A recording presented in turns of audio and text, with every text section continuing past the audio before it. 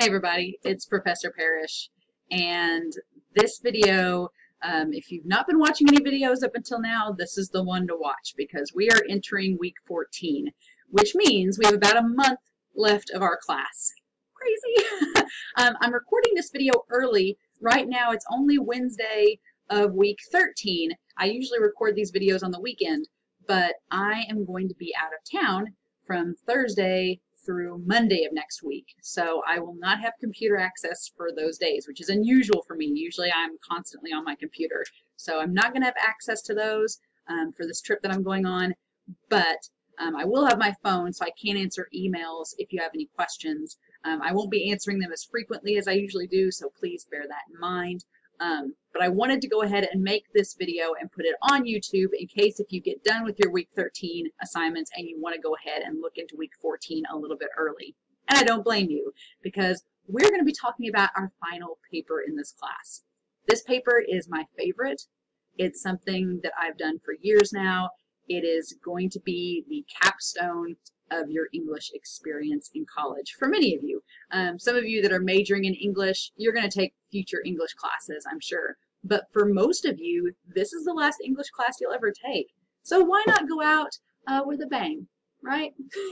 So we're going to talk about that very briefly, but first I want to go over the assignments that are going to be due for week 14. Like I said, I'm recording this. Your paper 4 guidelines are in the resources and handouts, by the way, but I'm going to go to the course content. I've already got the guidelines pulled up, so I won't have to go to that page. If you have not completed your assignments for week 13, please make sure that you do so. The discussion forum for week 13 is due Friday, November 8th, with the responses due Sunday, November 10th. And then your final paper 3 Dropbox and drama exam are both due by Sunday, November 10th. Please do not miss those deadlines. Those papers, the points that they're worth, it's huge. And so it can really affect your grade. And so make sure you don't forget that. But we're going to talk about week 14. So there are 3 assignments for week 14. One is the discussion forum, which I'll bring up. One is this MLA scavenger hunt. And one is our topic/thesis for paper 4. I'm going to go over paper 4 last because it's the biggest part of week 14. So the discussion forum for this week, for week 14, as I'm pulling it up here, it's just us thinking about research for this last paper, because this last paper will have the most sources and research involved with it. So all I'm asking you, this should be a very, very, very easy discussion forum for week 14. I want to know which of the 3 genres of literature have you liked the most so far? Kind of a reflection on our very first week of class. Think about the genre that you chose and the stories you've looked at, and I want you to look at kind of, if you picked fiction, I would like you to Google or do a search engine, do a library resource search for controversies in fiction and see what comes up. I'm sure that banned books is going to be the first thing that pops up, but I would like for you to research and just give me an example of a controversy that's happened within either fiction, poetry, or drama, whichever one that you pick. And then finally, what questions do you have about paper 4? And watch this video before you answer that question, obviously. But make sure that you watch the video before answering this question entirely, so that if there's a question that I address in the video, you're not asking it here, because I'll likely say, oh, well, go check out the video and you'll find your answers. So posts are due Friday, November 16th. 2 responses are due by Sunday, November 18th for the week 14 discussion forum. Then we have our scavenger hunt. This, a lot of you did really, really well so far on the MLA review. So that's awesome. Everybody did pretty good on the MLA review. The scavenger hunt is just another dive into MLA. So if you've been doing good with the MLA assignments, this should be easy points for you. If you've struggled with MLA, then this is another chance to practice and get better, because MLA, the thing about citations, the more you do them, the more you practice them, the better you're going to be. So I'm going to pull it up right now. I've got my paper 4 lines, but here we go. So what you're doing for the scavenger hunt is you're basically just trying to find an example of each of the following sources. And I would like you to try to find at least one of them using the library resources from our SIC page. So if you go to sic.edu and library resources, we talked about this, I think maybe a few weeks back, but be sure to try to use the library resources to find a source. And I'll show you quickly how to do that in a second. But here's how I'm going to know if you watched this video or not, because I'm going to give you all the answer to number 2. Number 2 is an interview. And the reason why I say make one up is because if you have watched the MLA citation presentation, you've probably noticed or heard me talking about interviews being the easiest thing to cite in MLA. So for number 2, when you have an interview, here is how you cite it.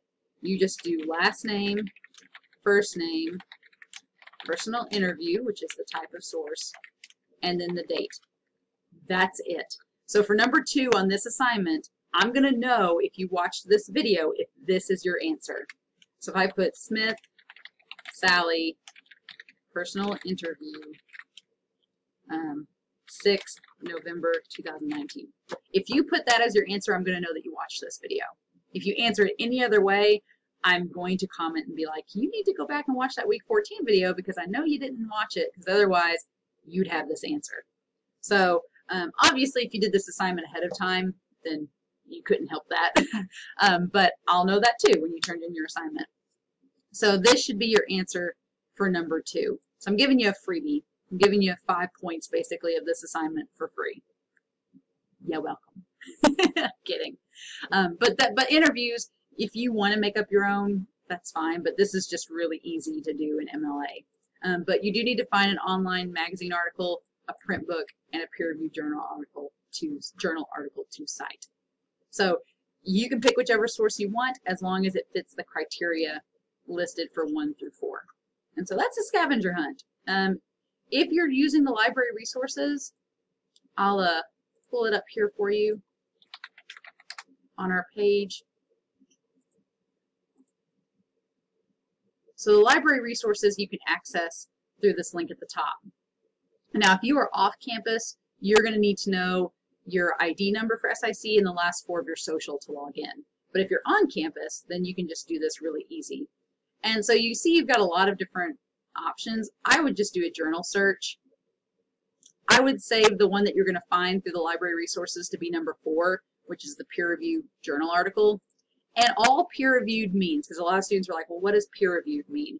That just means that it's a journal published that has been peer-reviewed by actual people within that journal. And most of your credible journals, like the American Psychological Association, anything related to English or communications, that's going to be a peer-reviewed journal. So it's kind of peer-reviewed just means a published, credited journal. So if I typed in fiction controversy, I spelled controversy wrong. Wow. Huh, there we go. Okay. So I didn't find any results. So what we're going to do is just go down here, and you can see there's a bunch of different articles based on genre. So I am going to choose arts and entertainment because that's pretty much what I was looking for anyway. And it's going to give me these basic journals that I can look at. So like if I looked at the art and design communication in higher ed, it's going to show me like the latest issue, and I can click. Full access means I have access to that entire journal. So I can click on it and just cite the journal. Like it gives me all the information right here on how to cite it. So that's pretty much using your library resource if you would choose to do so. If for some reason you have trouble accessing the library resources or it's not letting you log in, because I have had students have that problem, then don't worry about it. Just as long as you're doing the assignment, that's fine. I would just like to see that you know how to use the library resources to find sources, but if it's not working for you, that's okay. All right. So we have the MLA scavenger hunt and the discussion forum. Both should be pretty easy to get done. So I want to spend the rest of this video talking about paper 4. Like I said, this paper is my favorite of the class. It is our capstone paper. It is going to encapsulate everything you've learned in this class, and for most of you, this will be the last English class that you take. So we have a month to work on this paper. So just before I go into this details about the guidelines, breathe. You have a whole month to work on this. Actually, a few more days in a month if you're watching this video early. So the paper number 4 thesis is just you telling me what you're going to write paper 4 about. I am going to go over the guidelines now because this paper is different than what I think some of you might be assuming research paper means. This class, since we do look at fiction, nonfiction, poetry, and drama, that is what your final paper is going to be about. It is not going to be like your final paper in English 121. It's not going to be like that. This is a different beast. So settle down and let me tell you all about the guidelines for this final paper. So, step 1 is to decide which genre of literature you want to focus on. So like I said, you can choose prose, which is fiction and nonfiction. You can choose poetry, or you can choose drama. I've had some students in the past do a combination, but when we get into topic ideas, you'll kind of see that's a little hard to do. So I would ask that you pick whichever genre you were most comfortable with this semester. Did you like fiction and nonfiction the most? Did you like poetry the most? Did you like drama the most? And use that as the basis for what your final paper is going to be about. So that's step 1, is narrowing that down. Step 2 is deciding on what you want to focus within the genre. So here what I have below are some ideas. Now, these are just what students have done in the past. These are not your only options. You have pretty much free reign to create your own unique creative prospect for this final paper. But I just want to show you what students have done that I think has been very effective. So the first option that I've had students do is a very, very general basic assignment. So I've had students do a research analysis of an author's fiction, a poet's poetry, or a playwright's screenplay history, meaning that you follow this author throughout their entire career in creating works, and you explain how their style, how their craft, how has their writing developed and changed over time. So when the new It movie came out a few years ago, I had a lot of students wanting to write about Stephen King, which is fine. He has a wealth of information about him. I've had students write about John Green. I've had students write about Nicholas Sparks. I've had students write about Harper Lee. I've had students write about a lot of different authors and how their work has changed over time. If you want to do the drama route and you want to look at like Stanley Kubrick or a filmmaker and go that route and see how their filmography has changed, I had a really cool paper a student did a few years ago about Ridley Scott. It's when the new Alien movie came out and he really didn't care for it. So he wrote about how kind of Ridley Scott's film career has kind of rose and fallen across time, and people's opinions of him has changed. And that was a really good paper. So this is a pretty basic analysis. It's almost like a bibliography, but you're focusing not only about their life, but mainly about their writing style. How has their authorship changed? And you can use terminology from the fiction, poetry, or drama section to help back you up and explain how those changes have been made. So that's one option. That's a pretty basic option for this final paper, if you're not wanting to get too crazy or outside the box. Option 2 is probably my favorite, and that is a controversy within the genre. So I've had a student write about, they did a Rocky Horror remake for live TV, and he wrote about why that was a good or bad idea. His version was it was a bad idea, and he explained why in his paper, and it turned out to be really, really nice.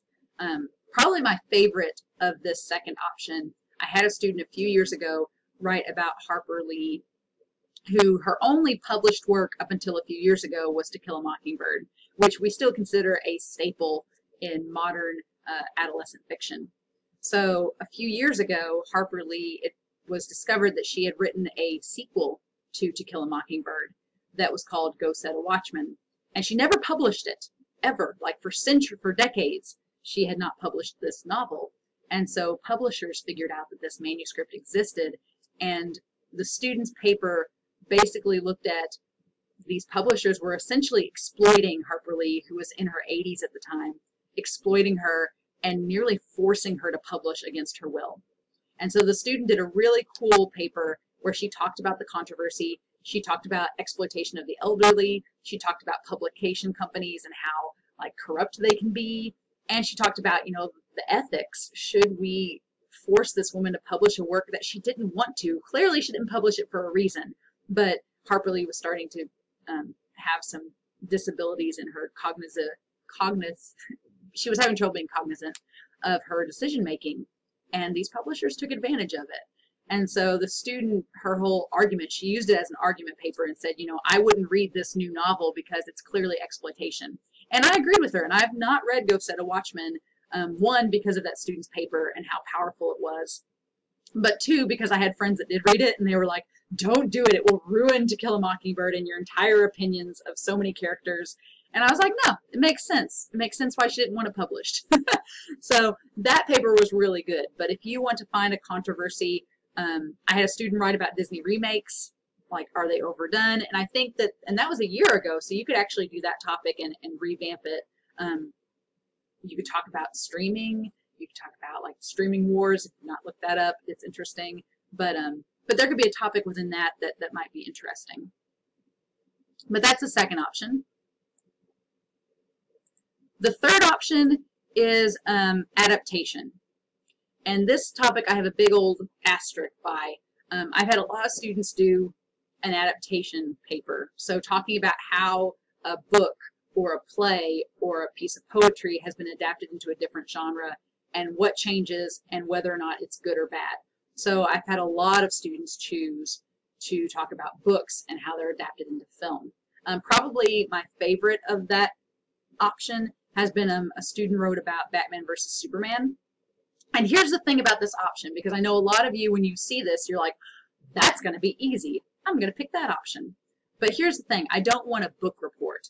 I don't want you to tell me, how are the plots different? What characters did they leave out and leave in? That's not what I want for this option. I want an analysis of using the terminology of fiction and drama and showing how they coincide and whether or not they're compatible.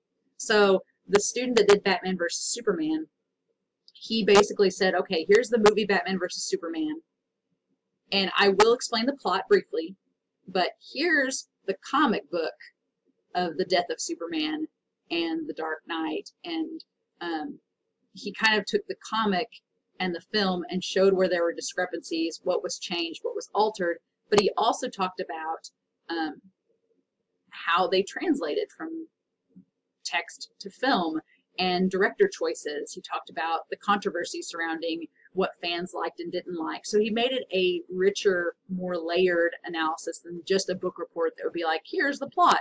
Because I've seen Batman vs. Superman. I know the plot. What I want to know is like the behind the scenes stuff, the extra stuff, the translation stuff, the stuff that we don't just see in the film itself that is kind of behind the scenes. That's what I want from this analysis.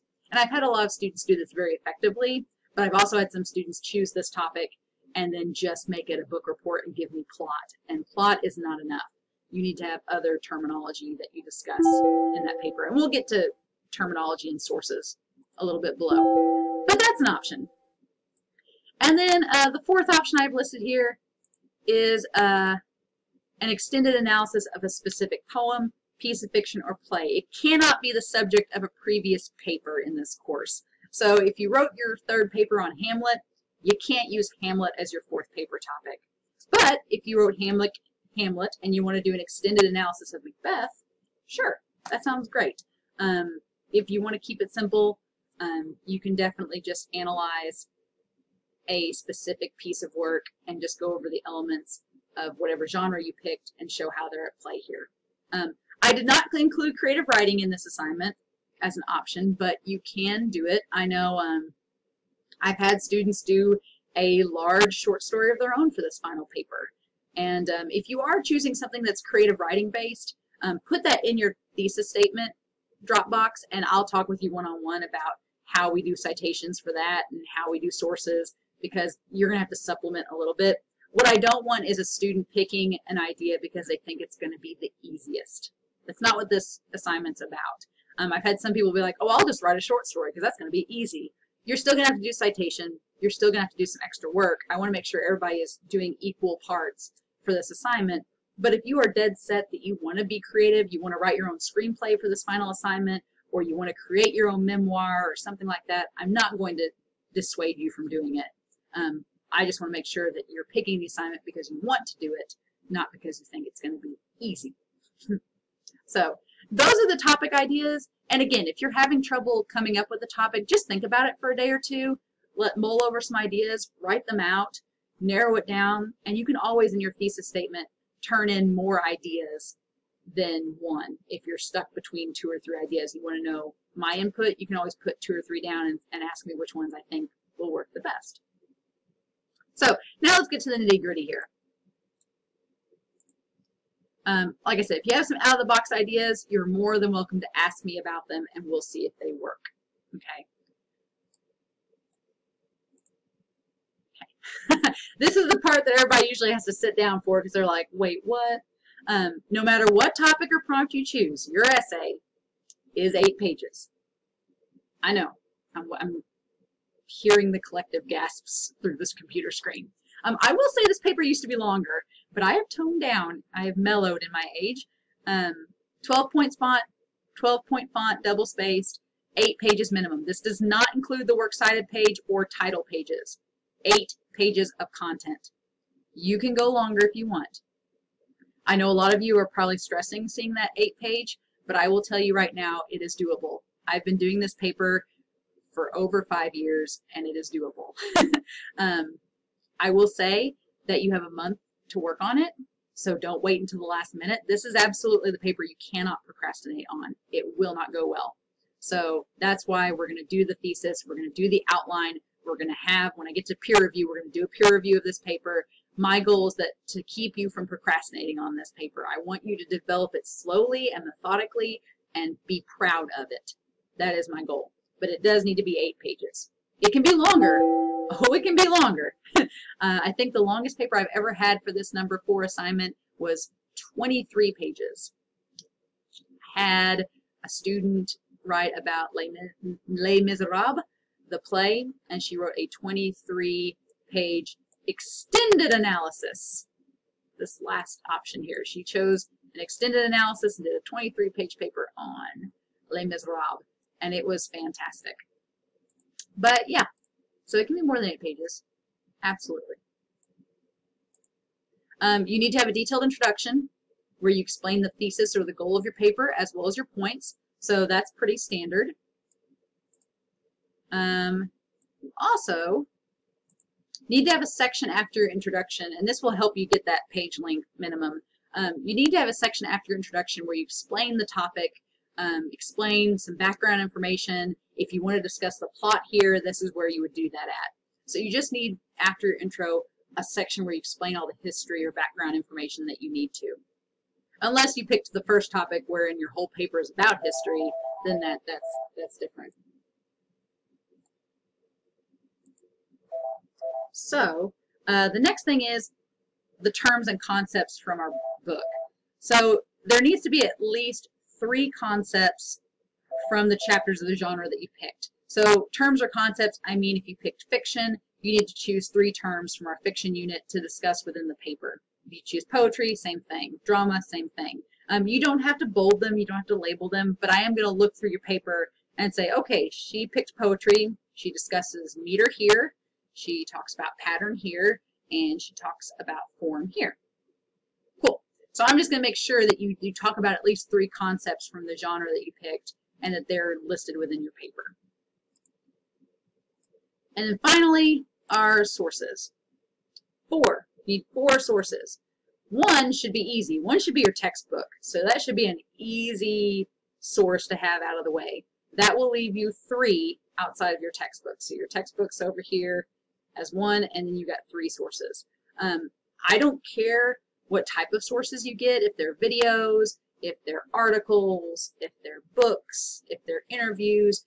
The type of source doesn't matter to me. What matters is that they are credible. And that's where this part right here comes in.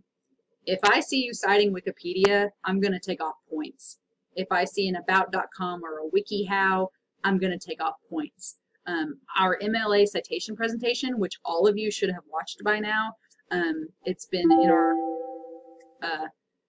page for quite a while.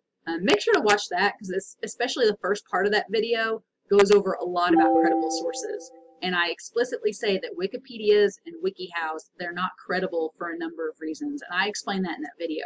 So I will not count any of those type of sources as one of your 4. And as I've said throughout this semester, when we get to paper 4, MLA becomes a big deal because this is a research paper. It is a capstone project.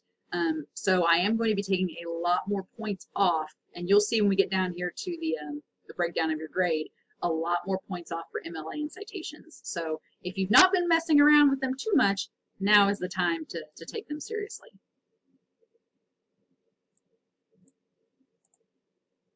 This paper should also be an analysis, meaning it's your thoughts. It includes a synthesis of your words and sources. It's not just a summary, not a book report. Like I said, if you're doing an out-of-the-box assignment, talk to me and we'll figure out how you can make this work for your project. If you are citing directly from a source, you need to have it in quotation marks. If you paraphrase it, that's fine, but you still need that in-text citation. Plagiarism is something that I know you are in complete control over.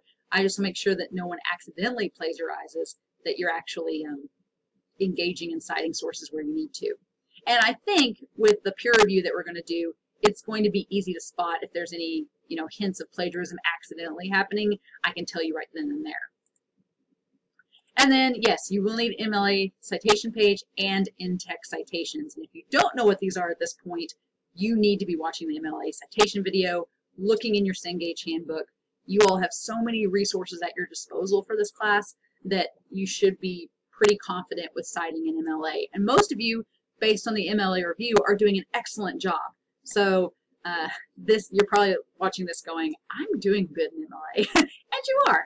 So, but if you're having trouble with it still, there are resources that can help you. Due dates. Here's where we get down to the due dates. The paper topic is going to be due the Sunday of week 14, November 17th. The outline is going to be due that next Sunday, the 24th.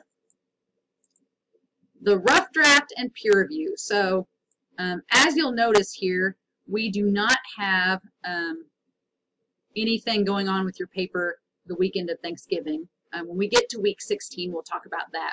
Week 17, this is the last week before finals week.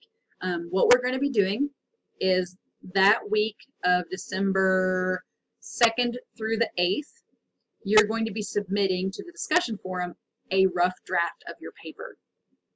So by Friday, December 6th, I would like for you to submit a rough draft of paper number 4.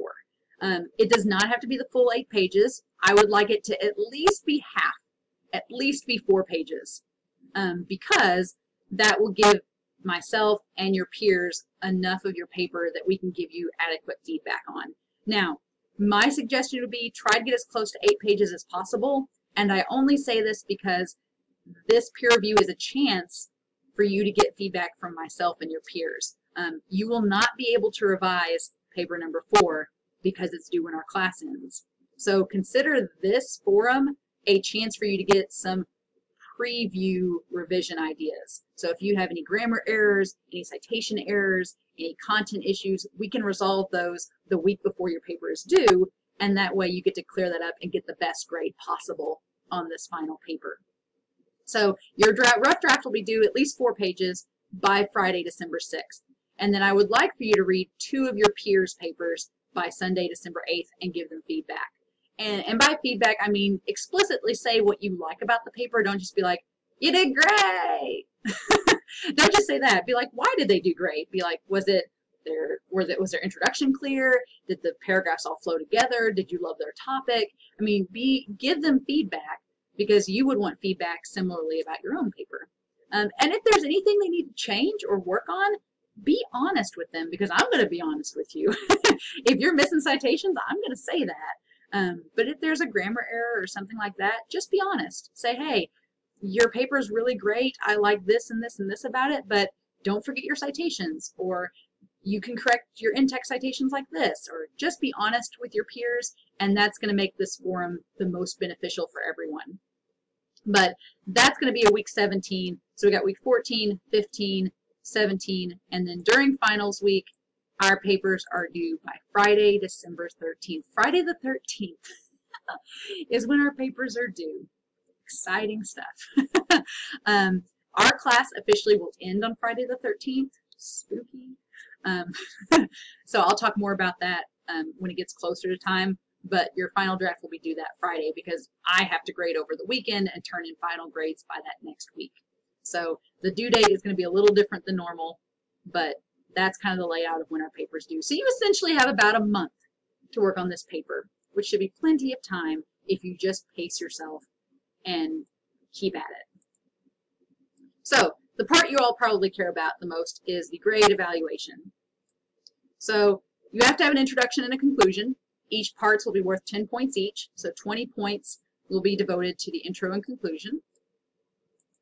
The page length and formatting. So is your paper 8 pages long?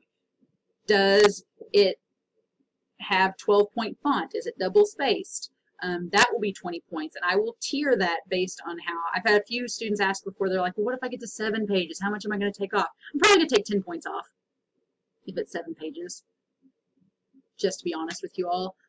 If it's less than 7 pages, I'm going to take a lot off, because if you've had a month to work on it, it should be longer. Spelling and grammar, there's a lot devoted to this section.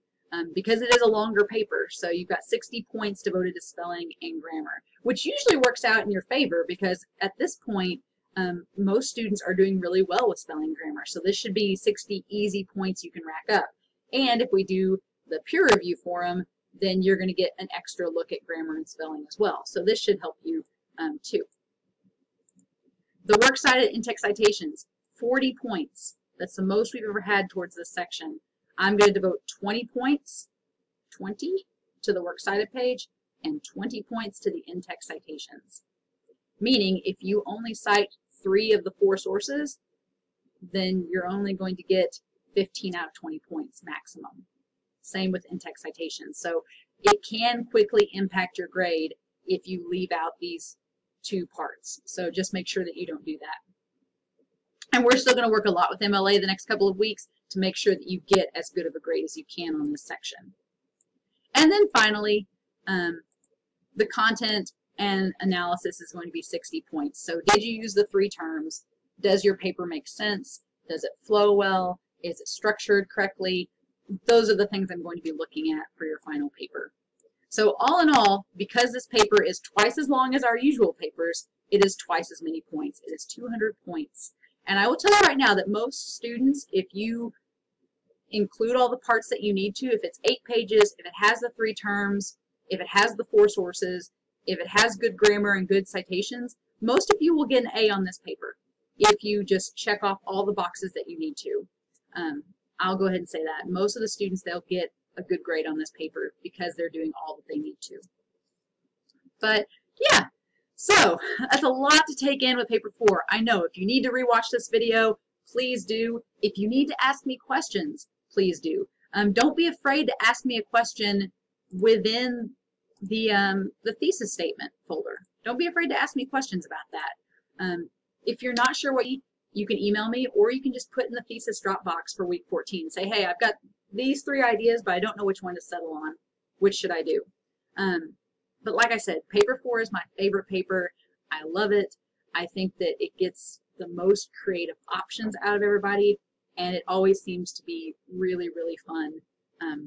As fun as a final English paper can be for everyone to write. So, like I said, I'll be out this weekend, but please make sure to remember all of your week 13 assignments that are due Sunday, and then be sure to watch this video before starting in week 14. I'm going to email everybody once it's uploaded on YouTube and just let you know it's already there.